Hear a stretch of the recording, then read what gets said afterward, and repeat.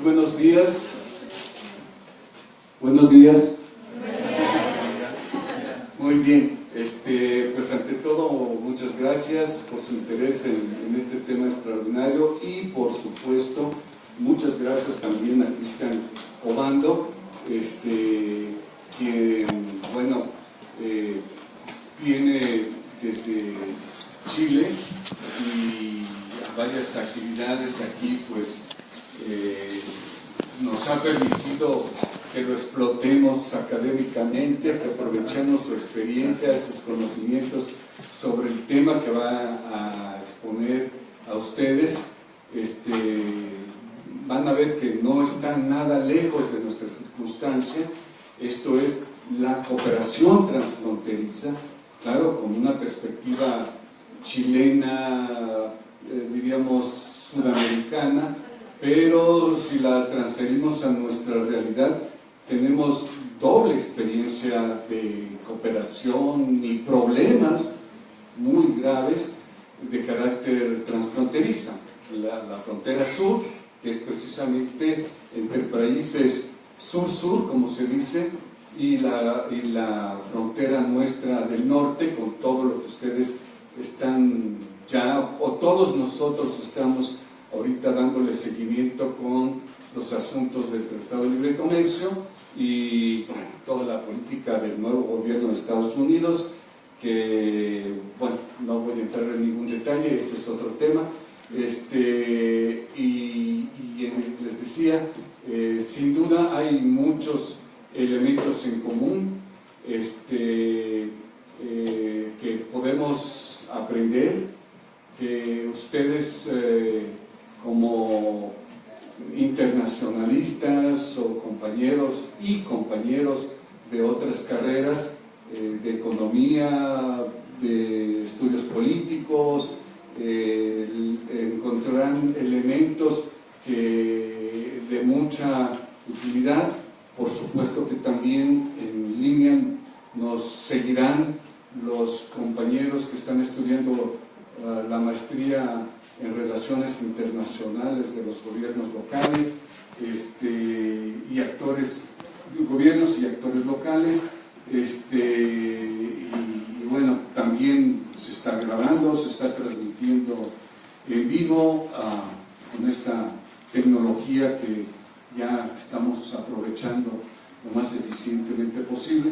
Entonces, antes de darle la palabra al doctor Obando, le pido más bien al maestro Miguel Híjar que nos dé una breve semblanza de su perfil académico, y anticipadamente me disculpo por no estar presente aquí porque por aquí tengo una reunión de consejo de centro arriba y bueno, me retiraré en unos minutos, pero seguro que será de muchísima utilidad estas ideas, les decía, experiencias personales de investigación.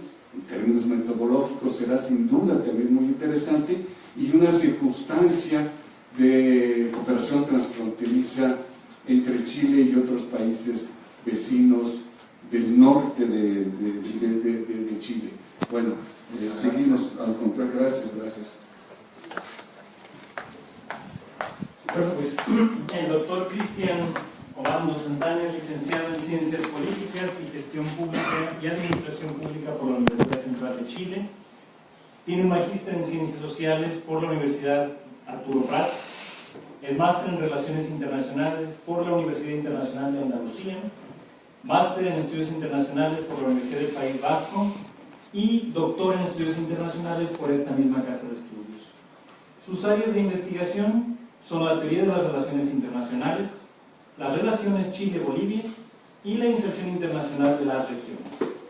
Entre sus últimas publicaciones, que se cuentan alrededor de 14 artículos y 6 capítulos de libros, están algunos que tratan las relaciones bilaterales Chile-Bolivia, política exterior en América Latina, política exterior chilena y por supuesto cuestiones de paradiplomacia. Pues sin más, le damos la bienvenida al doctor Obando y procedemos a escuchar su plática. Muchas gracias.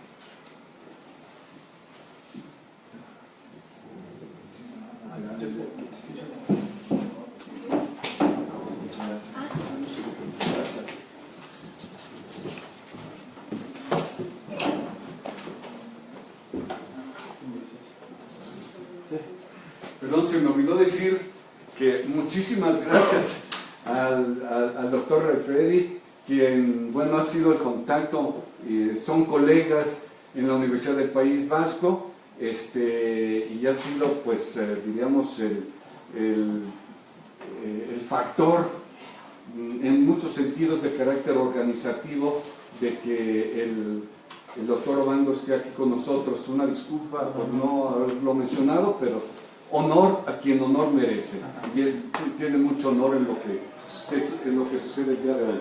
Gracias y perdón.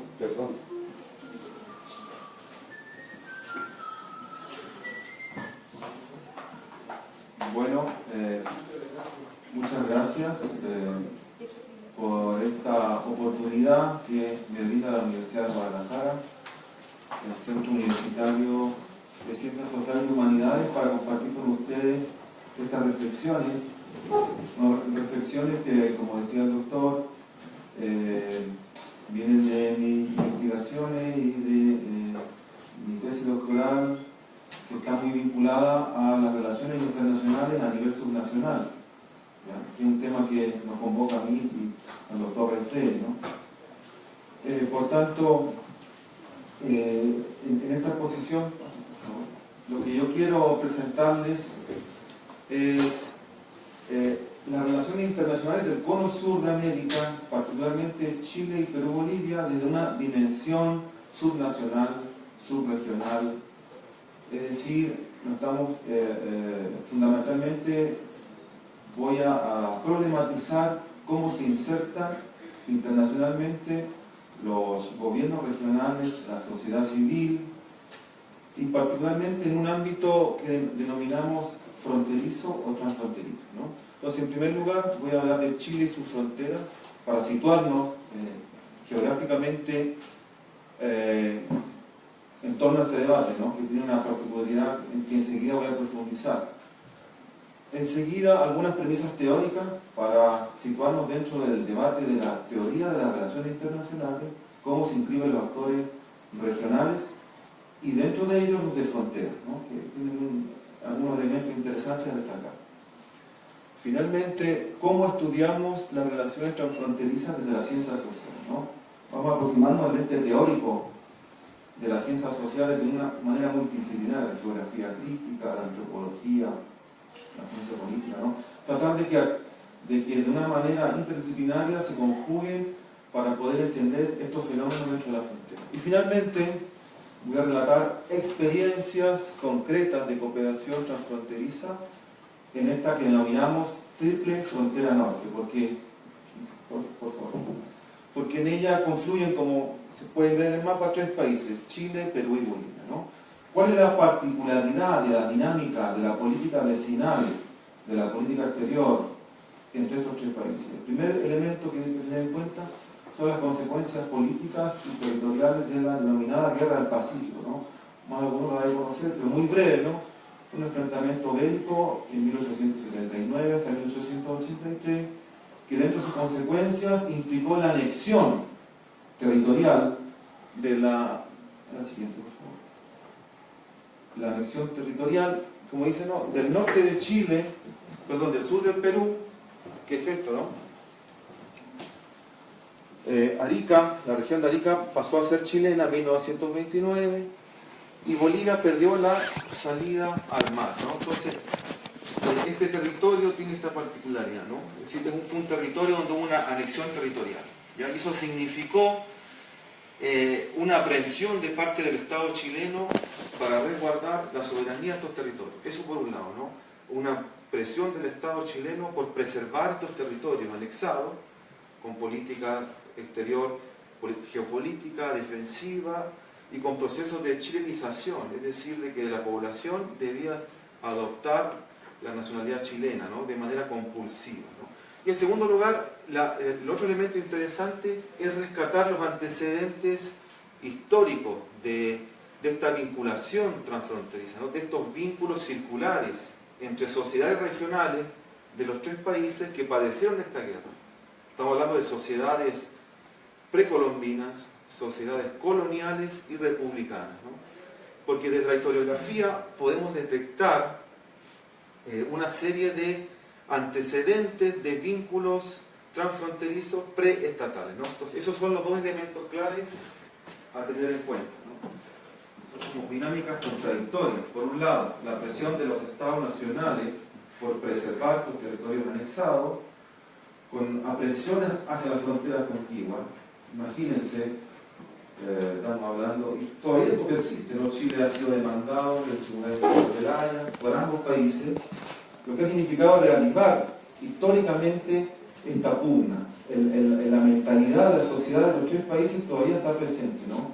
Estas premisas decimonónicas lamentablemente todavía fluyen en este territorio. Y por otro lado, como decía, la otra cara es la dinámica transfronteriza a toda índole, comercial, familiar. Hay familias transfronterizas, ¿no? Como imagino debe ocurrir mucho en la frontera sur y norte de México. Es decir, hay vínculos societales, hay comercio, relaciones culturales, etcétera, etcétera. Por favor. Entonces, dicho esto, he presentado brevemente el contexto sociopolítico y geográfico donde nos situamos, la triple frontera norte, donde convergen las sociedades regionales de estos 3 países. Ahora voy a referirme a algunas premisas teóricas de las relaciones internacionales. Entonces, ¿dónde está la particularidad? Todos sabemos, ¿no?, los internacionalistas, que la teoría tradicional plantea vínculos estadocéntricos, ¿no? Son las sociedades nacionales,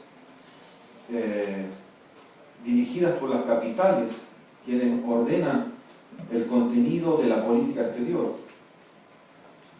No obstante, el territorio que se proyecta a la frontera, en un sentido general, como axioma, constituye el germen del encuentro entre comunidades regionales y entre sociedades nacionales en una manera específica de entablar relaciones internacionales. ¿Por qué específicas? ¿Por qué particulares? Porque las sociedades regionales de frontera se entienden como un espacio donde se negocia la identidad, es decir, las identidades regionales, las identidades nacionales y la proyección fronteriza de la identidad, lo que se denomina, ¿cierto?, la identidad de un anclaje geográfico.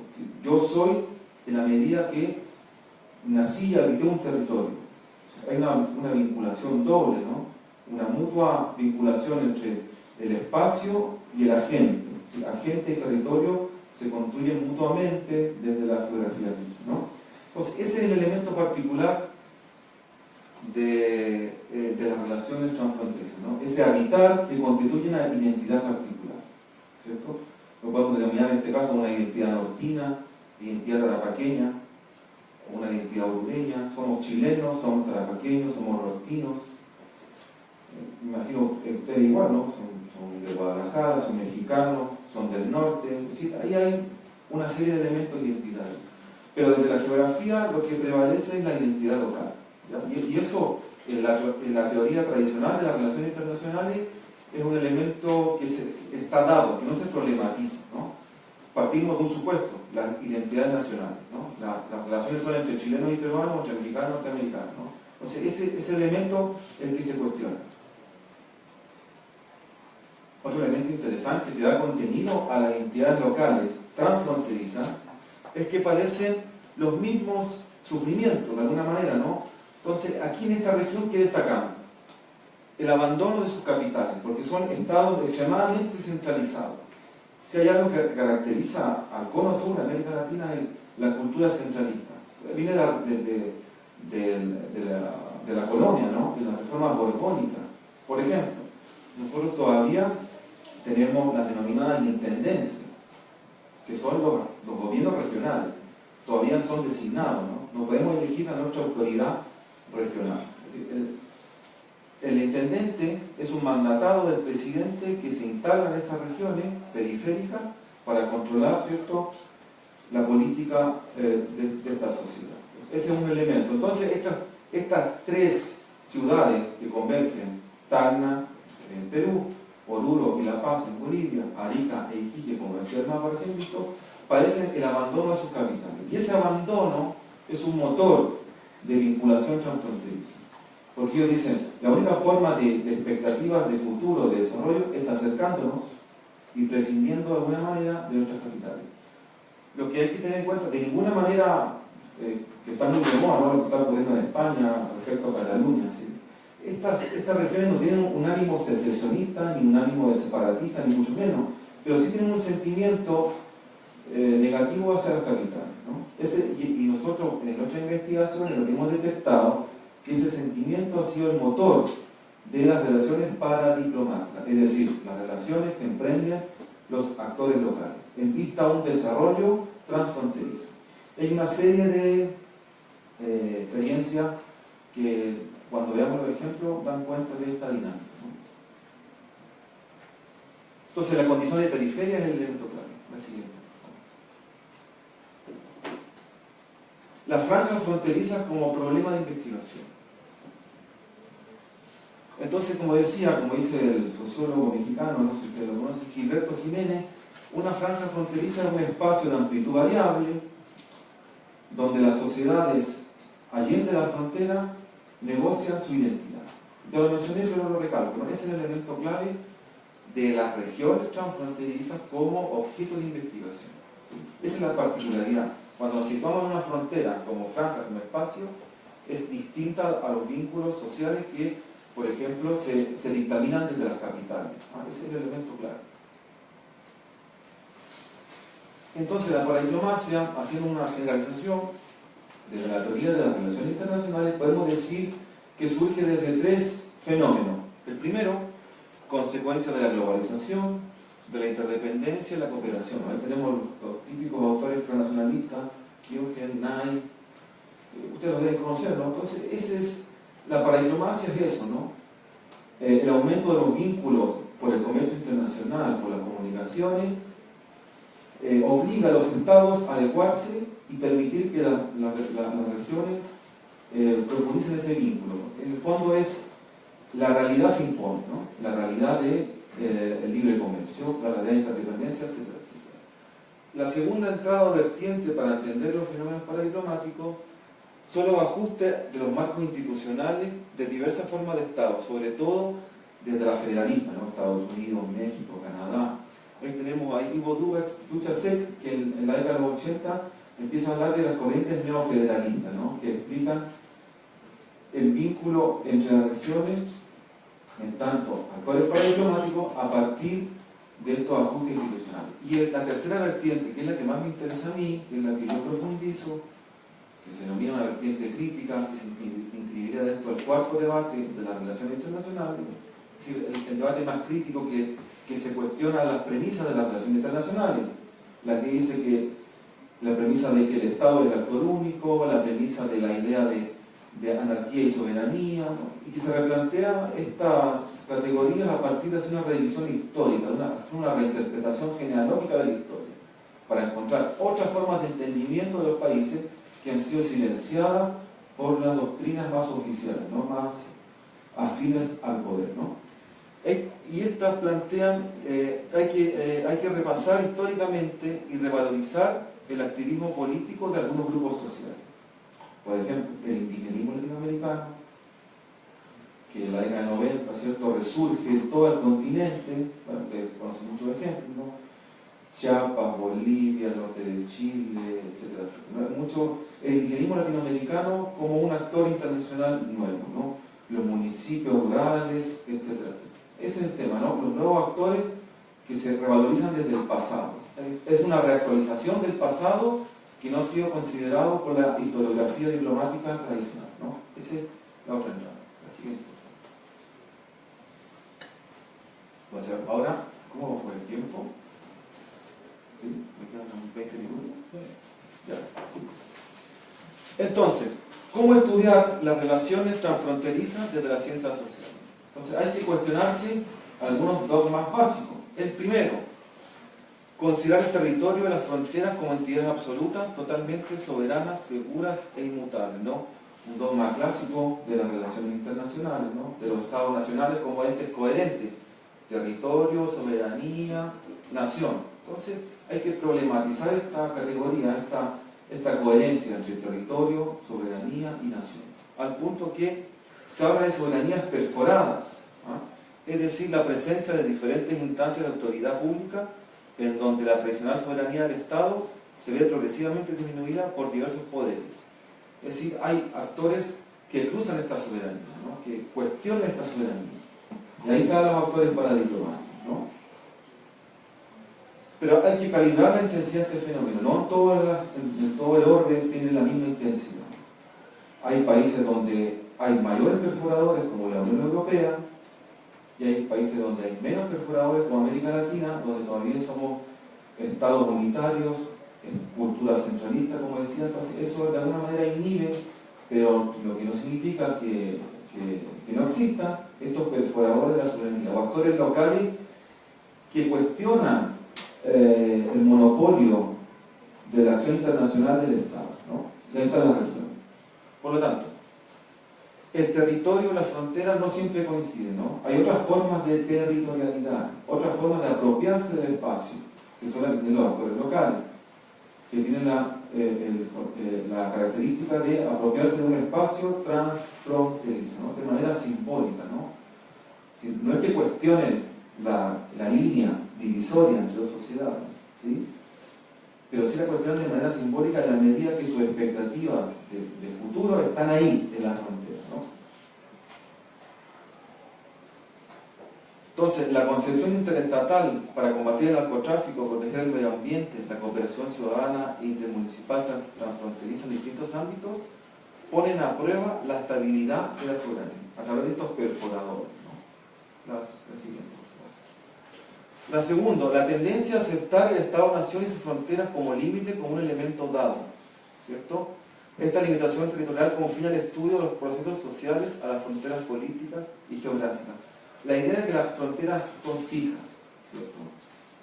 Pues este elemento se cuestiona a partir de la geografía, planteando que las fronteras son móviles, es decir, las fronteras no son fijas en el tiempo, en la medida que tenemos que poner atención en lo que pasa más allá de la frontera, ¿cierto? Si no ponemos atención respecto a lo que pasa más allá de la frontera, dificultamos cualquier aproximación hacia los fenómenos internacionales desde estas escalas locales, ¿no? Porque las ciencias sociales históricamente han tenido ese elemento, ¿no? De preocuparse de lo que ocurre de la capital hacia el extremo, ¿no? A ese espacio confín que sería donde el Estado Nacional termina y comienza otro Estado Nacional, ¿cierto? Esa ha sido la vinculación más tradicional de las ciencias sociales. Entonces teníamos que sortear este elemento que se denomina el nacionalismo metodológico para plantearnos otras alternativas para aproximarnos a los fenómenos internacionales a escala local, ¿ya? ¿Por qué? Porque así revelamos una serie de procesos y prácticas transfronterizas presentes en el territorio que nos preocupa, ¿no? Que es la frontera entre Chile y Bolivia, que tiene 850 kilómetros, y la de Chile-Perú, que tiene 170. Pero miren el caso de su frontera, México-Estados Unidos, tiene 3.140 kilómetros, y México-Guatemala, casi 1.000 kilómetros. Es decir, los fenómenos que ocurren en mi frontera, evidentemente en la suya, como decía el doctor, son muy importantes, ¿no? ¿Qué tenemos? ¿Qué fenómenos? Migración circular, comercio internacional, contrabando, narcotráfico. Es decir, hay flujos negativos y hay flujos positivos. Tenemos familias transfronterizas, etcétera, etcétera. Por lo tanto, ¿qué quiero decir? Que cierta preocupación de las ciencias sociales del Cono Sur existe en México, debería ser aún mayor, ¿no? Entonces, lo invito, ¿cierto?, a reflexionar las relaciones internacionales desde la franja fronteriza. La tercera categoría. Como ustedes saben, en el ámbito de lo internacionalista hay una diferenciación clara entre el ámbito doméstico y el ámbito internacional, ¿cierto? Lo que ocurre fuera es la anarquía y lo que ocurre dentro es el orden de la soberanía, ¿no? Esta dialéctica hay que cuestionarla y problematizarla para plantear considerar que se ha configurado un nuevo amplio espacio político difuso que se denomina la frontera, ¿no? La frontera como espacio, la configuración espacial de la frontera, como un espacio insuficientemente organizado con frágiles fuentes de legitimidad, con estructuras de autoridad en proceso de formación en el que convergen dinámicas y asuntos internos y externos.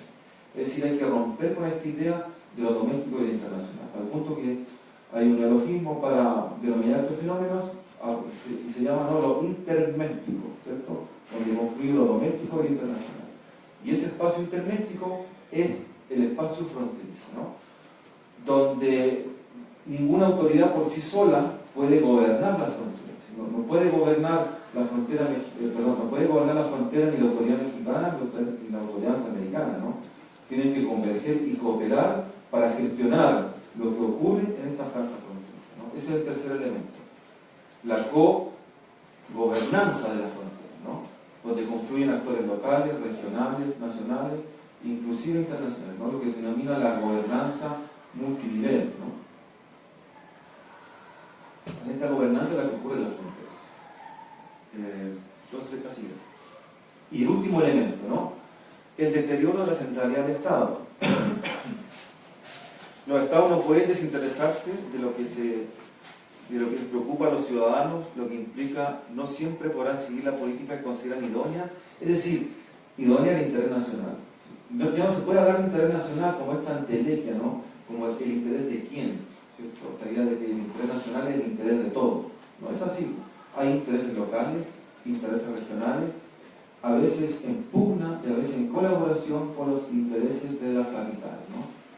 Entonces la centralidad del Estado y la emergencia de la ciudadanía global, la emergencia de las ciudades, ¿no?, que tanto ha estudiado aquí mi colega Refredi, ¿no?, las ciudades como actores internacionales, ¿cierto? La frontera y los actores de la frontera como actores internacionales. Entonces, un ejemplo de esto es la resignificación y la apertura de la actividad diplomática a la sociedad nacional y regional, ¿cierto? Ahora, por ejemplo, se habla de el fin de la diplomacia, ¿cierto? Chamo Riordán, un intelectual británico, habla de adiós a la diplomacia y el resurgimiento de la diplomacia pública, la diplomacia ciudadana, ¿ya?, la sociedad civil internacional como protagonista de la agenda global. O sea, en ese término incluimos esta discusión. La siguiente. Bueno, dicho todo este debate teórico, ahora vamos a pasar a las experiencias de cooperación fronteriza de esta subregión, dentro del cono sur de América Latina. Entonces, para que tengan en cuenta, para que entendamos estos ejemplos, para interpretarlos, ¿cuál es la categoría clave? La noción de soberanía perforada, ¿no?, que ya la mencionamos, pero brevemente la menciono, ¿no?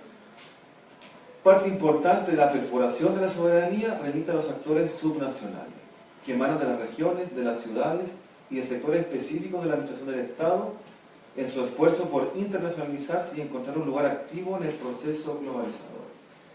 Es decir, una de las formas de entender esto es a partir de esta categoría, la soberanía perforada, ¿no? No se puede entender el activismo internacional transfronterizo si no es considerando la perforación de este dogma de las relaciones internacionales, ¿no?, como la soberanía estatal, como un elemento incólume, inviolable, ¿no? Entonces las fronteras se transgreden constantemente, históricamente y tangencialmente en la actualidad y en la historia, ¿no? Entonces hay mucha literatura que plantea el mito de Westfalia, ¿no?, el mito este del Estado soberano y el mito de esta coherencia, como decía, ¿no?, entre territorio, nación y sociedad, ¿no? Entonces siempre las fronteras han sido transgredidas, pero no le dan con un sentido peyorativo, sino que la transgresión quiere decir que este orden westfaliano no es tal, sino que hay otro orden alternativo donde las regiones fronterizas tienen un espacio privilegiado, ¿no? Tenemos que atender estos fenómenos a partir de las regiones transfronterizas. Entonces, soberanía perforada sería el... voy a traer un poquito de inglés.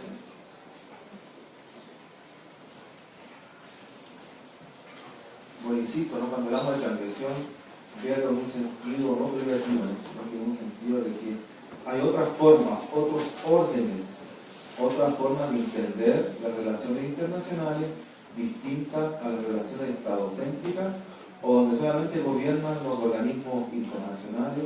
Es decir, veanlo, ¿no? Hacia arriba está lo multinacional, hacia abajo está lo estatal y hacia abajo está lo supraestatal, suprarregional, y ahí es donde emerge la frontera como preocupación científica para los internacionalistas, ¿no? Entonces, bueno, les recuerdo, ¿no? Para que nos situemos, ese es el espacio. Aquí están los ejemplos, ¿no? En ese círculo, ¿no? Se fijan donde convergen. O sea, hay un territorio trinacional, trifronterizo, ¿no? Converge el norte de Chile, el sur del Perú y el centro-oeste de Bolivia, conformando un espacio habitado, transgredido, un espacio donde se transita constantemente de forma circular, los migrantes, donde negocian su identidad y donde negocian sus intereses municipios, gobiernos regionales, activistas políticos, ciudadanos, etcétera, etcétera, ¿no? La siguiente. Bueno, ahí están las ciudades, ¿no? Para que nos situemos.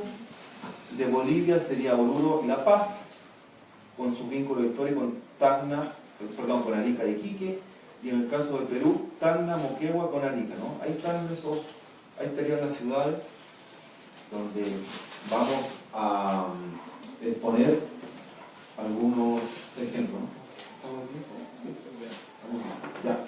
Bueno, entonces ahora ya sin más, después de todo este rodeo teórico, quizá un poco latero, el chileno latero que es un poco aburrido, vamos a ver ejemplos, ¿no?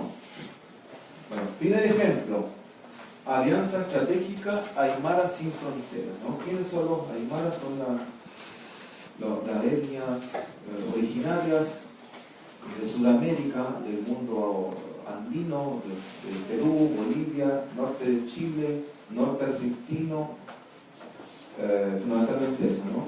Que son precolombinos y que a partir de la década del 90, con el surgimiento del indigenismo latinoamericano, es decir,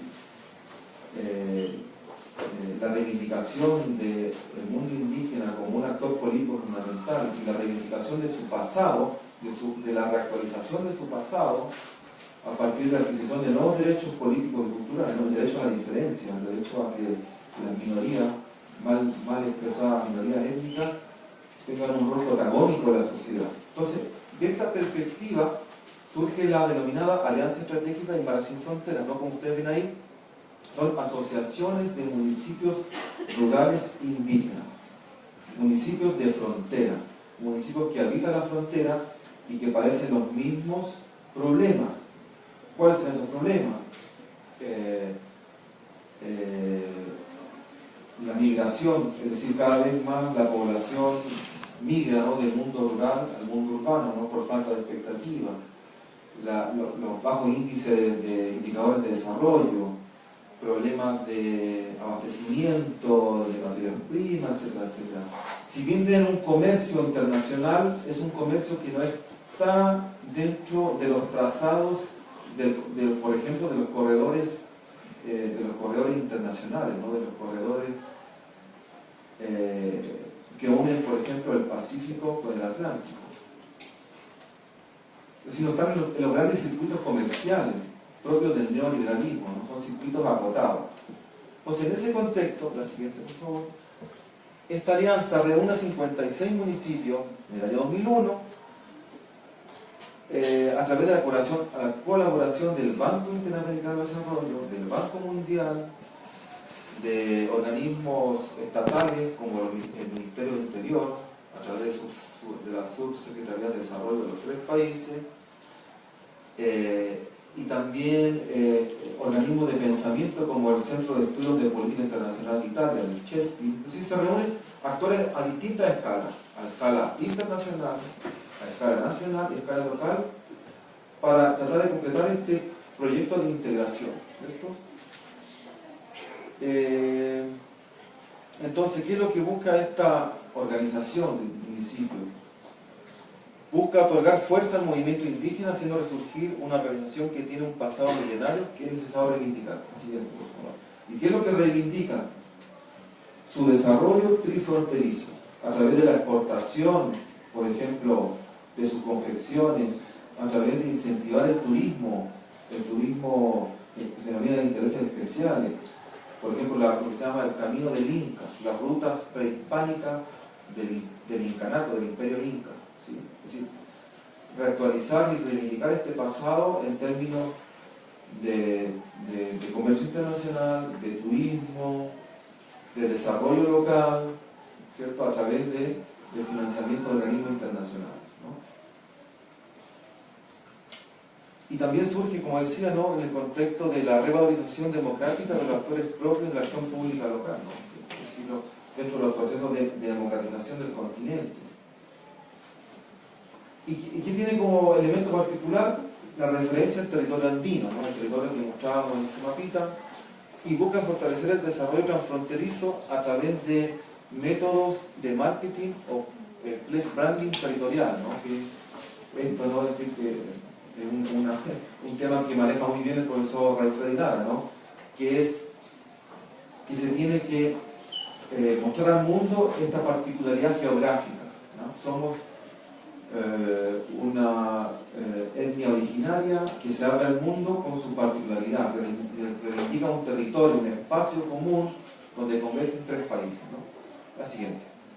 Entonces, esta alianza es una expresión de movilización identitaria propia de regiones cuyas culturas han sido infravaloradas por los gobiernos centrales de los estados que incorporan. Este elemento es importante, ¿no? Todo el activismo político transfronterizo del Cono Sur responde a eso, ¿no?, a este sentimiento de abandono, ¿no?, que se denomina teóricamente alienación territorial, ¿cierto?, siguiendo una discusión respecto a Canadá. Es decir, son territorios infravalorados, subvalorados, desestimados por la globalización, ¿no?, que no son parte de estos circuitos transnacionales más propios de neoliberalismo, ¿no?, de estas grandes tendencias comerciales, etcétera, ¿no? Va a ser como una forma de subirse al carro de la globalización, rescatando su identidad particular, sin desestimar su identidad particular. Entonces, esta movilización en el tiempo ha permitido que esta alianza se haya fortalecido y desplegado como una iniciativa modelo, de la cual se desprenden una serie de consecuencias. ¿Por qué iniciativa modelo? Porque en el Cono Sur de América Latina fue una iniciativa pionera y que ha sido investigada por cientistas sociales chilenos, argentinos, bolivianos, no sé qué peruanos, ¿no?, como una estrategia modelo, una estrategia pionera, ¿no?, y muy sui generis de cómo se entienden las relaciones internacionales, ¿no? Y que fue interesante porque puso en aprieto a la Cancillería. Originalmente se llamaba Alianza Estratégica Trinacional. ¿Y qué dijeron las autoridades? Sí, pero cambien el nombre, quítenle ese epíteto de trinacional, ¿no?, porque trinacional, ¿qué evoca? Que somos a Cataluña, no evoca a que somos a una nación indígena distinta a los respectivos estados, ¿no? Así ese elemento está muy presente, ¿no? Entonces, una de las principales consecuencias es que han desplazado el sistema diplomático, es decir, la Cancillería ha tenido que adaptarse y aceptar esta intromisión dentro de la forma de gestionar las relaciones internacionales, ¿no? Por ejemplo, en los comités de frontera, ¿no?, que existen también acá en México y Estados Unidos, ¿no?, en esta agenda de trabajo donde converge la autoridad de los dos países, en este caso de los tres, los municipios tienen un rol protagónico, tienen su propia agenda, es decir, los estados nacionales tienen que aceptarlo como un actor más, pero no un actor tradicional desde la perspectiva de este estado céntrico. Entonces plantea la idea de que se puso de moda en la ciencia social en la década del inicio 2000, la periferia como centro, ¿cierto? Es decir, tenemos que ya dejar de lado el centro y preocuparnos de las periferias, ¿no? Por ejemplo, hay una antropóloga colombiana, ¿no?, Sergio de la Osa, muy interesante, que ella dice que hay una historia del capitalismo en las periferias. Las periferias siempre han sido territorios territorios infravalorados, han sido zonas que tienen que mantenerse así. ¿Y cómo así me refiero? Como zonas desprovistas de población, grandes desiertos, por ejemplo, se llama el descampado de Atacama, la Patagonia Argentina, el extremo sur, me imagino el desierto mexicano, la Amazonía colombiana y peruana, ¿no? Es decir, como zonas especiales, donde el Estado, ¿qué es lo que hace? Simplemente extraer materias primas, porque constantemente son zonas de extracción minera, pero son zonas donde el Estado no se preocupa de sus dinámicas propias, sino que son zonas de sacrificio, donde el Estado, ¿qué es lo que hace? Simplemente extraer las materias primas y administrar geopolíticamente el espacio, ¿no? Pero descuidando la frontera como un espacio de dimensión transfronteriza, ¿no? Para los Estados nacionales la frontera termina ahí, ¿cierto? En el confín, en lo último, y no se preocupa de lo que ocurre allende la frontera, ¿no? Entonces, eso es lo que tratamos de reivindicar desde esta forma de entender las relaciones internacionales. Esta es la otra experiencia, ¿no? Psicosur, la zona de integración del centro-oeste de América Latina, ¿no? ¿Y qué es lo interesante de este Psicosur? Es como un Mercosur, Mercado Común Sudamericano, como ASEAN, estas siglas de integración de países, es que la integración desde el punto de vista de gobiernos regionales. En el caso de ustedes del Estado, como nosotros somos un Estado unitario, no tenemos estados, sino tenemos regiones. En el caso de Argentina tenemos provincias, en el caso de Bolivia prefecturas, que son distintos términos para referirnos a las regiones, ¿no? A estas extensiones territoriales de los Estados-naciones, ¿no? Entonces, ¿quién participa? El norte de Argentina, el centro-este de Bolivia, parte de Brasil, el norte de Chile, Paraguay y Perú. Sí, la siguiente. Entonces, en esta zona de integración, que se preocupa de la integración económica, también tenemos un elemento de abandono. Son regiones periféricas y postergadas de los circuitos. También muchas de ellas son regiones mediterráneas, es decir, que no tienen salida al mar. Están enclaustradas y lo que buscan esto es vincular un mercado latinoamericano, sudamericano de más de 38 millones de habitantes y cerca de 4 millones de kilómetros cuadrados, pero ¿cuál es su característica? Son regiones periféricas, regiones desconectadas y que lo que buscan es el comercio internacional y proyectar su desarrollo entre el Pacífico y el Atlántico, ¿no? Lo que se denominan los corredores bioceánicos, ¿no? Que es un elemento muy importante del desarrollo económico del cono sur de América Latina, ¿no? Porque como ustedes saben, ¿no? El centro del mundo donde se proyecta ahora pasó del Atlántico al Pacífico, ¿no? Por eso está ASEAN, está la APEC, pero ¿quién ingresa a la APEC? Las capitales, ¿no? Entonces lo que buscan es este mecanismo de integración transfronteriza es que ingresen a estos mercados las regiones más postergadas de los respectivos países que les integran.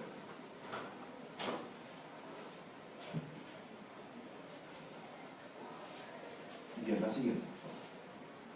Entonces la conformación de Psicosur da vida a una expresión de regiones con identidades particulares marcadas por su condición periférica y por percibirse alejadas de los núcleos más dinámicos del desarrollo, ubicados normalmente en los centros políticos, desembocando en un sentimiento de relegación e incentivando el despliegue de la paradiplomacia transfronteriza. Por ejemplo, hay un Psicosur cultural muy interesante, donde hay festivales de cine, donde hay ferias del libro, festivales de literatura, y lo interesante es que ¿quiénes confluyen ahí? Confluyen las regiones, ¿cierto? Editoriales de región, compañías de teatro de región, universidades regionales, ¿no? Entonces, en esta perspectiva un poco política de dejar el centro ahí.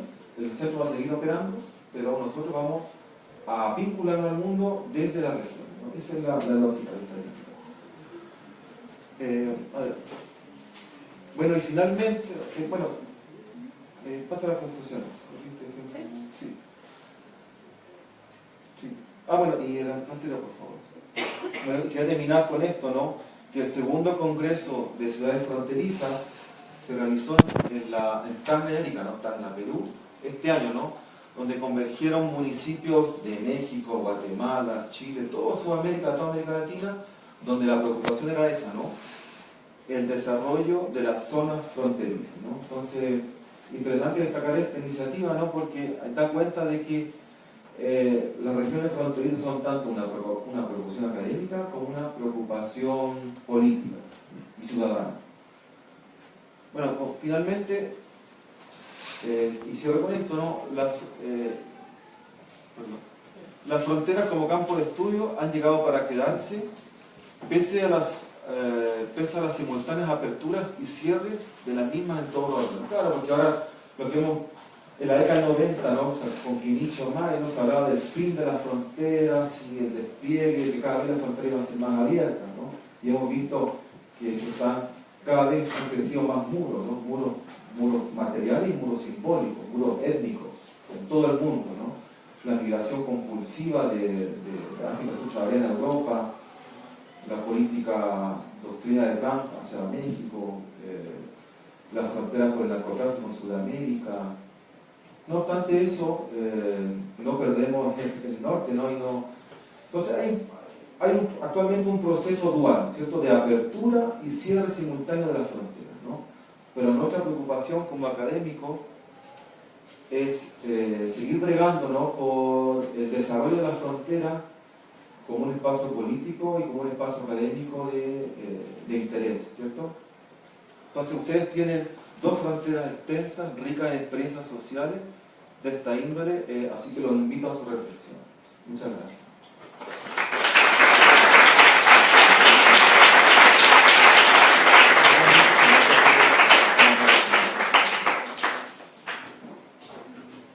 Bueno, vamos a dar un paso para hacer preguntas y mantener un diálogo, que realmente es lo interesante.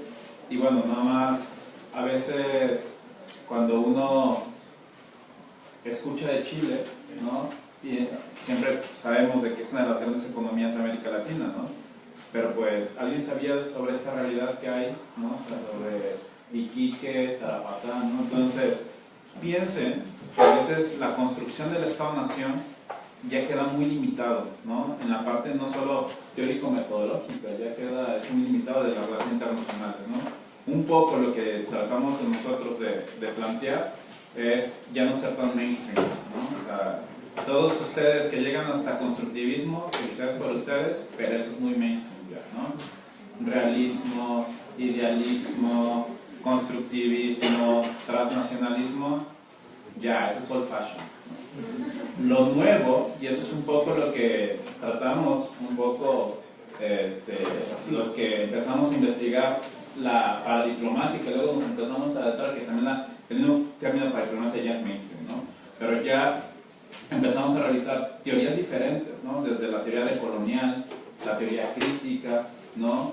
A muchos en este caso como a Cristian, a Sergio, a Noé Cornago, a Constance Constantinou, se les habla como post-internacionalistas, ¿no? Entonces, ya empiecen, y es un poco lo que quise como antes de darle la palabra a Alejandro, es piensen más allá del Estado-Nación ya. O sea, ya el Estado-Nación es una construcción de 300 años, 400 años, pero que ya está en reconfiguración, transición, algunos hablan de crisis, ¿no? Mientras que en este caso, regiones, o en mi caso, que yo estudio las ciudades, pues las ciudades tienen más de 8.000 años de existencia, ¿no? Exactamente, o sea, las ciudades crearon al Estado-Nación.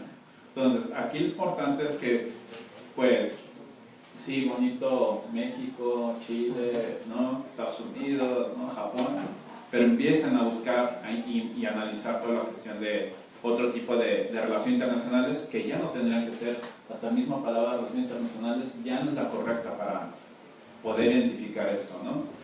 Estamos, bueno, todos los que yo creo que ya pasaron su materia de historia de relaciones internacionales y creo que es su primera clase de teoría, ¿no? Entonces, estamos a 2 años de cumplir 100 años esta disciplina, ¿no? Y esta disciplina para muchos autores también ya está en crisis, ¿no? También ya relaciones internacionales, discúlpenme que se los diga, pero ya está en crisis.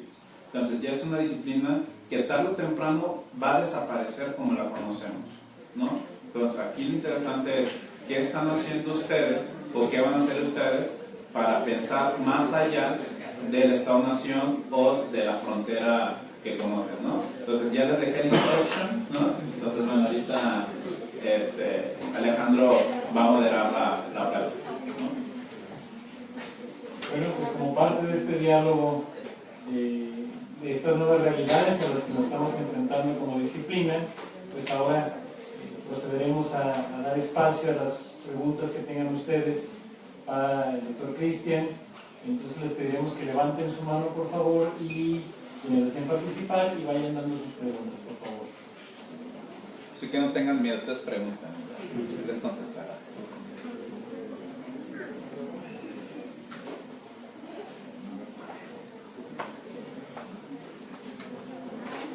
¿Quién va a ser el primer valiente?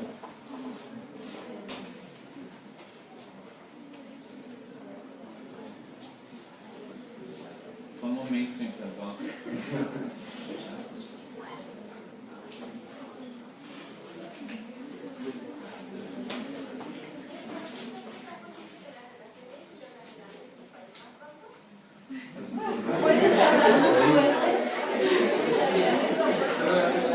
Un poquito más fuerte, por favor, para que se oiga.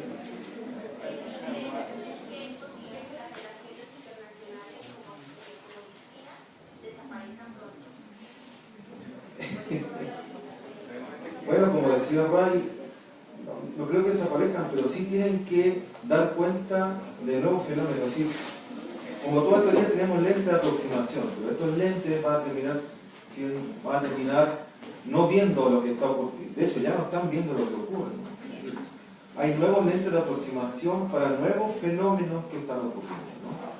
Y esos nuevos fenómenos son, como decimos, ¿no?, las ciudades, las regiones, las fronteras.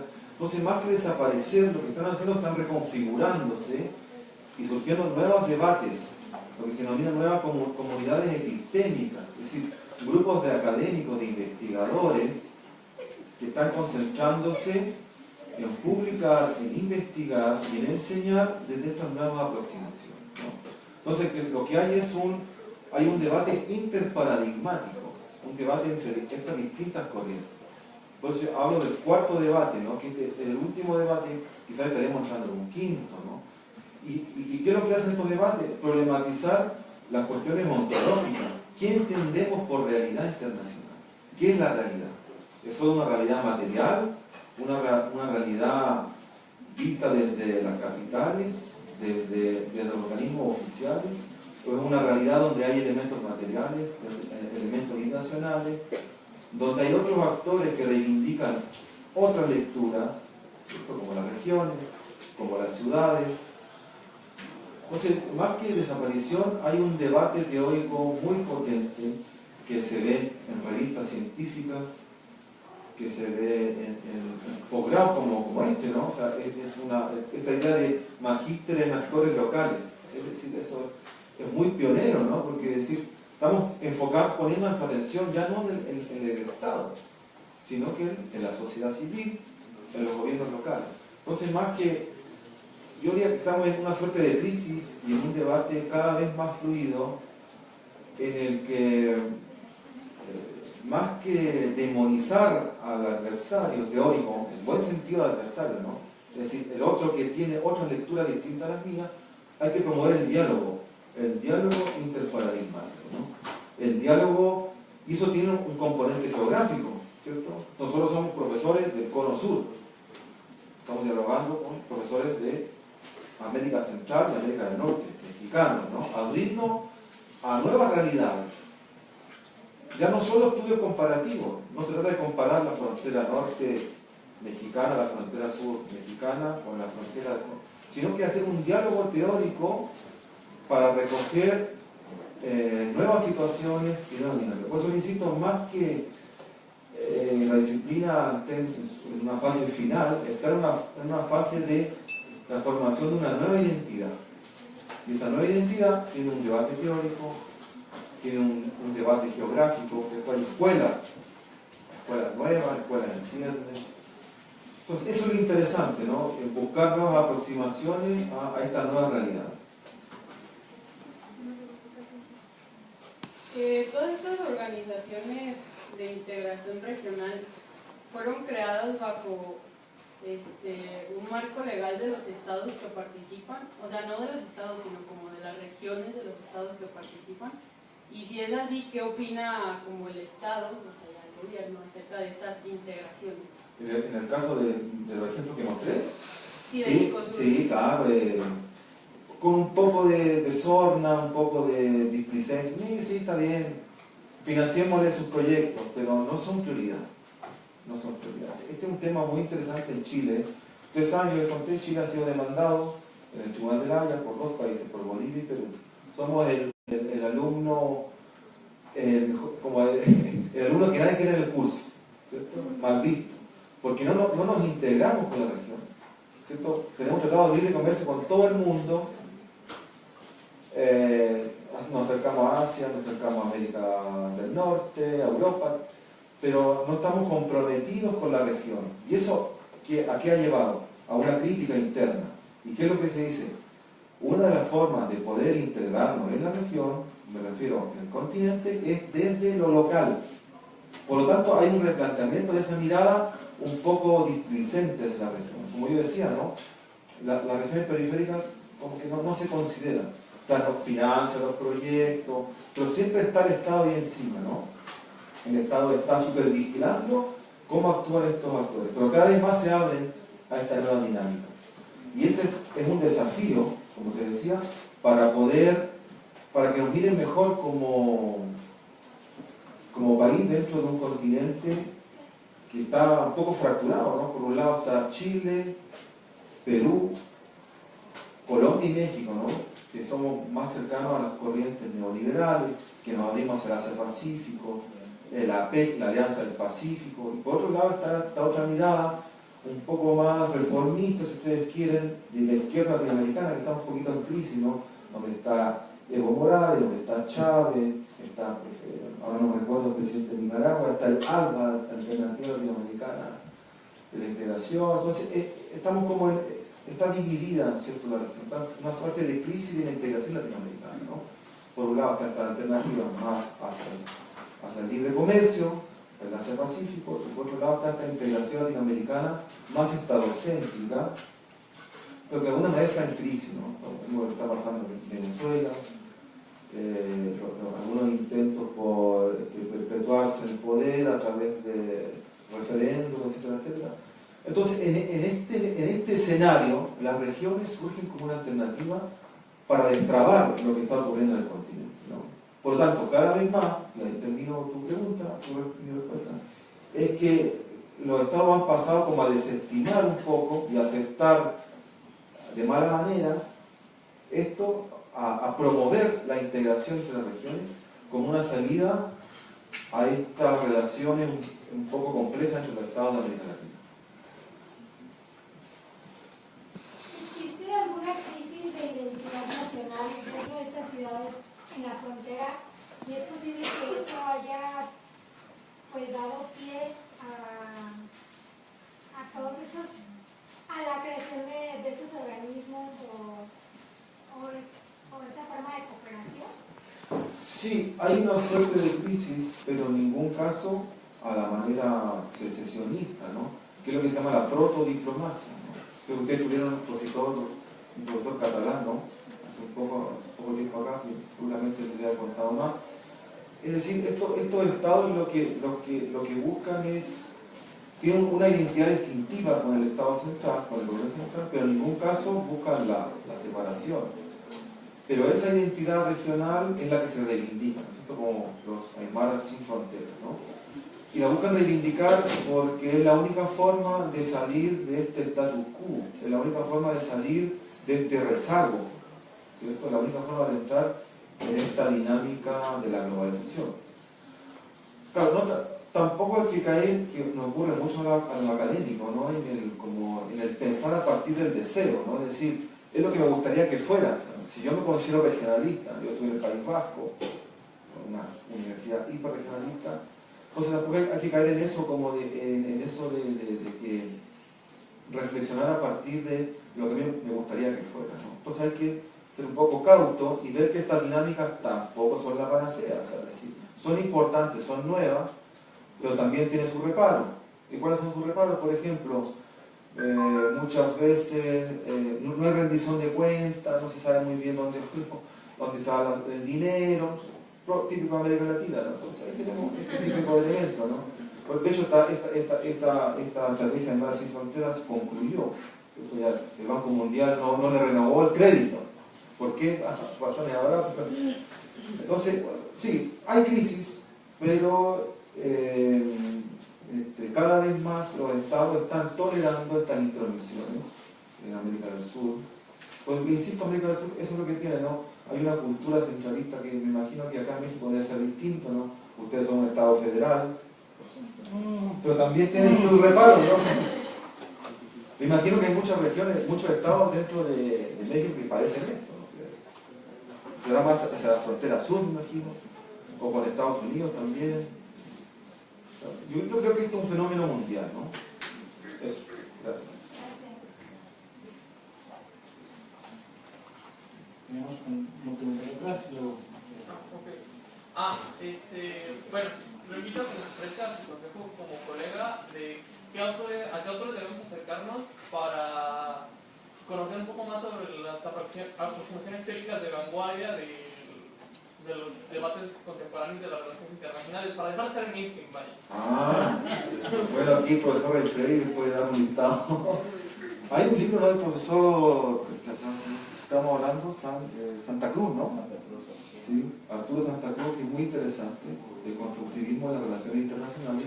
Pero no se crean que en América Latina, por ejemplo en Chile no hay ningún libro monográfico que haya publicado teorías críticas de las relaciones internacionales. Sí hay en Colombia, en Argentina y acá en México. Y en España hay uno, o sea, tampoco... La mayoría de la literatura está en inglés, ¿no? Como decía acá el profesor Ray Freire, está Noé Cornago, que es uno de los profesores españoles que circula dentro de estos profesores, Costa Constantinú, Michael Shapiro, James Derderian. Bueno, después te puedo dar las lecturas, pero hay debate. Pero ojo que en América Latina es un debate que ha costado que ingrese. Lo que sí interesa es muchas revistas. En español, por ejemplo, la revista de Relaciones Internacionales de la Universidad Complutense, la revista Geopolítica. Nosotros tenemos una revista de estudios transfronterizos también. Yo creo que una forma de acercarse a estos fenómenos es la revista científica, que está adscrita a departamentos de relaciones internacionales. Pero después te puedo dar, hay lectura, pero es muy, o sea, en Chile este debate es muy difícil que entre. ¿Por qué? Porque, como yo les decía, estamos anclados al siglo XIX, a estas guerras, a estas consecuencias territoriales. Entonces, hay una relación entre conocimiento y poder. Los profesores clase en clase son los mismos que diseñan la política exterior. Entonces, cuando uno ingresa con estos debates, en el fondo están cuestionando las políticas del país. Entonces, hay como ciertos reparos. Pero hay producción académica. Por ejemplo, aquí tenemos un libro donde también escribió el profesor Ray Freire, se llama Relaciones Transfronterizas y para Diplomacia en América Latina, y hay profesores italianos, franceses, chilenos, mexicanos, argentinos, y que discuten desde estas nuevas lecturas los fenómenos de la radicalización. Hay lectura, hay libros, pero la entrada de estas nuevas lecturas ha sido muy lenta en el mundo.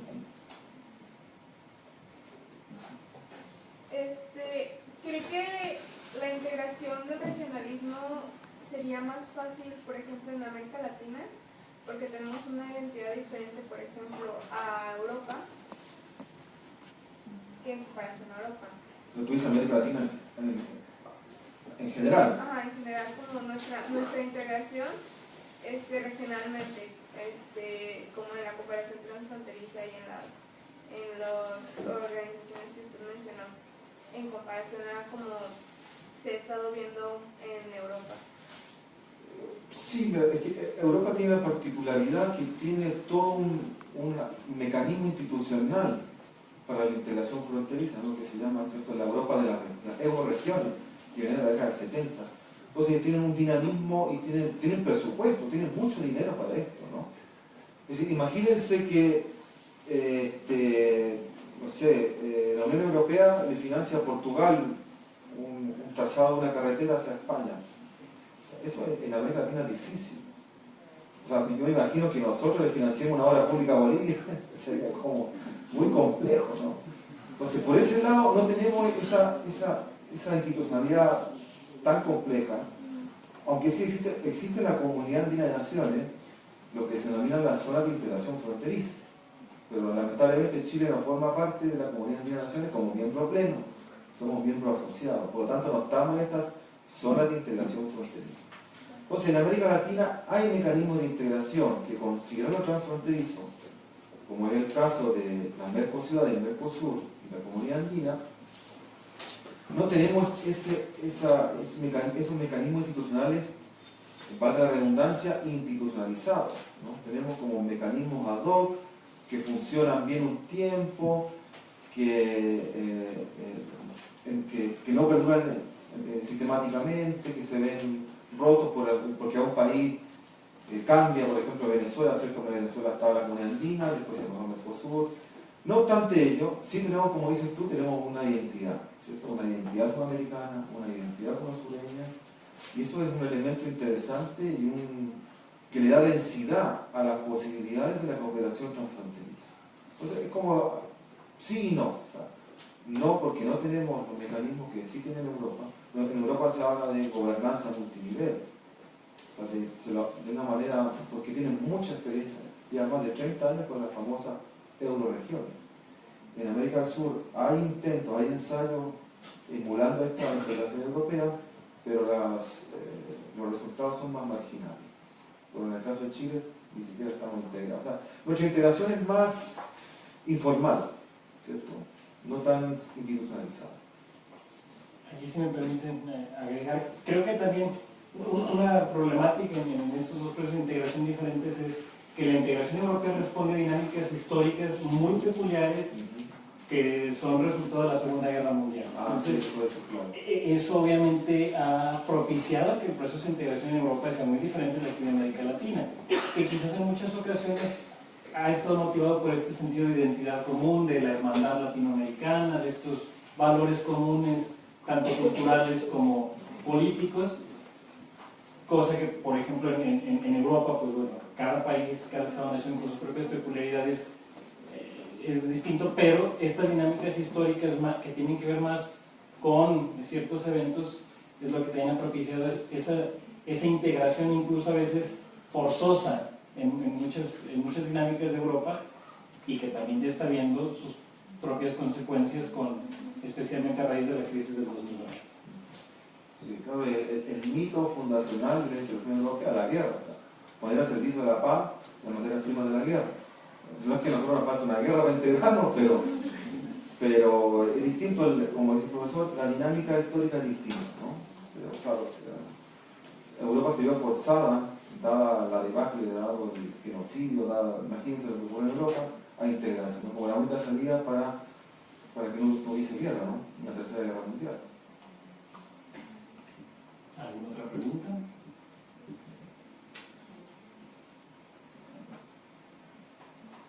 Bueno, pues si no hay más preguntas, le agradecemos al doctor Cristian Obando Santana por la participación.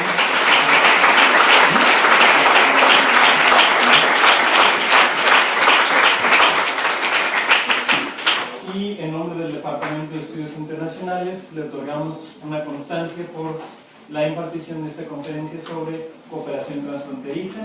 Así que por favor les pedimos otro aplauso. Muchas gracias.